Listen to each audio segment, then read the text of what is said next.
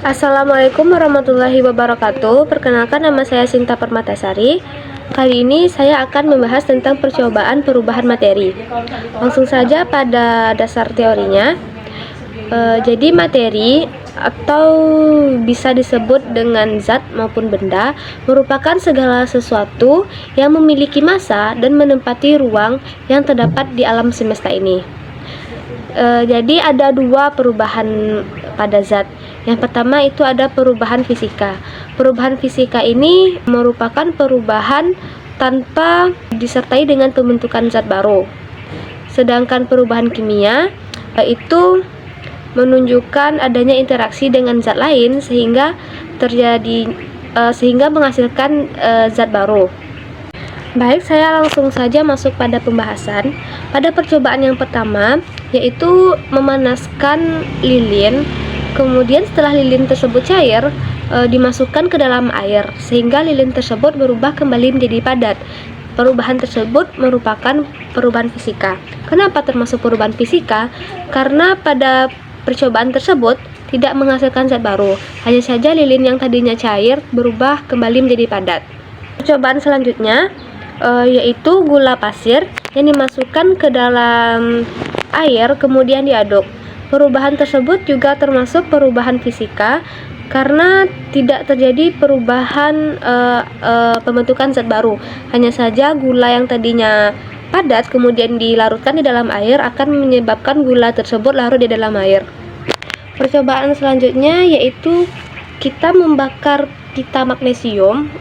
Ujung pita magnesium tadi kita bakar pada pembakar spiritus, maka terlihat terbentuknya cahaya. Kelihatan cahaya yang berasal dari pembakaran Mg tadi itu terjadi karena Mg bereaksi dengan oksigen, dan juga karena Mg ini reaktif sehingga cepat terbakar. Percobaan ini termasuk kepada perubahan kimia yang ditandai dengan adanya persamaan reaksi 2Mg ditambah O2 menghasilkan 2MgO. Selanjutnya yaitu pita magnesium dimasukkan ke dalam tabung reaksi yang berisi larutan HCl. Kemudian mulut tabung reaksi tersebut ditutup. Lalu setelah diamati itu terdapat sedikit gelembung pada larutan tersebut. Nah, lalu mulut tabung tadi didekatkan pada nyala api, kemudian segera dibuka tutup mulut tabung tadi, maka terdapat banyak gelembung pada larutan tersebut. Setelah dipanaskan tadi kan banyak gelembung. Nah, banyak gelembung tadi itu dikarenakan karena terjadinya percepatan reaksi. Setelah gelembungnya tadi habis atau sudah hilang, berarti reaksinya sudah selesai. Percobaan ini merupakan perubahan kimia dengan persamaan reaksi Mg ditambah 2HCl menghasilkan MgCl2 ditambah H2. Langsung saja pada percobaan selanjutnya, yaitu larutan kalium iodida dicampurkan dengan larutan timbal 2 nitrat PbNO3 2 kali. Itu akan terjadi endapan berwarna kuning. Dengan persamaan kimianya, PbNO3 2 kali ditambah 2 Ki menghasilkan PbL2 ditambah 2 KNO3.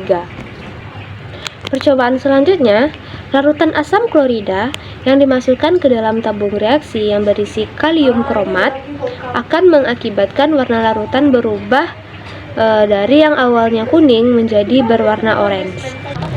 Perubahan warna tersebut terjadi karena ion kromat CrO4 2- diubah menjadi dikromat Cr2O7 2- dalam kondisi asam. Percobaan selanjutnya yaitu sebutir batu pualam dimasukkan ke dalam tabung reaksi yang berisi larutan asam klorida. Setelah diamati, percobaan kami tidak menghasilkan reaksi apapun. Namun seharusnya percobaan reaksi ini seharusnya menghasilkan gelembung. Tidak terjadinya reaksi pada larutan tersebut dapat disebabkan karena beberapa faktor.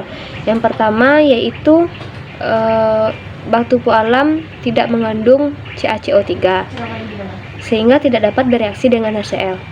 Selanjutnya juga dapat disebabkan karena lapisan pelindung pada batu kolam kotor kontaminasi, dan yang terakhir itu dapat disebabkan karena HCl-nya terlalu encer. Percobaan ini termasuk perubahan kimia dengan persamaan reaksi, yaitu CaCO3 ditambah 2HCl menghasilkan CaCl2 tambah H2O ditambah CO2. Percobaan selanjutnya, larutan natrium hidroksida dicampurkan ke dalam larutan amonium klorida. Lalu setelah itu kita kibaskan di udara dan rasakan baunya. Pada percobaan kami tidak merasakan baunya dan tidak ada perubahan warna. Namun seharusnya itu terbentuknya bau menyengat. Terbentuknya bau itu dapat disebabkan karena konsentrasi reagen bisa terlalu rendah, dan juga bisa terjadi karena reaksi belum sepenuhnya berlangsung. Juga bisa terjadi karena kesalahan kami dalam penggunaan reagen. Percobaan yang terakhir yaitu ada 2 tabung reaksi, salah satunya diisi dengan natrium hidroksida dan satu lagi diisi dengan larutan asam klorida. Setelah digenggam, suhu masing-masing larutan tersebut masih normal.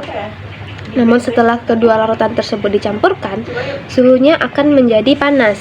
Jadi perubahan suhu ini disebabkan karena reaksi netralisasi antara asam dan basa melepas energi dalam bentuk panas. Karena pembentukan ikatan baru pada molekul air, H2O melepaskan energi. Juga karena NaOH dan HCl merupakan elektrolit kuat, reaksi berlangsung cepat dan sempurna, sehingga peningkatan suhu bisa terasa dengan jelas. Hanya sekian yang dapat saya sampaikan. Jika ada salah, mohon dimaafkan. Assalamualaikum warahmatullahi wabarakatuh.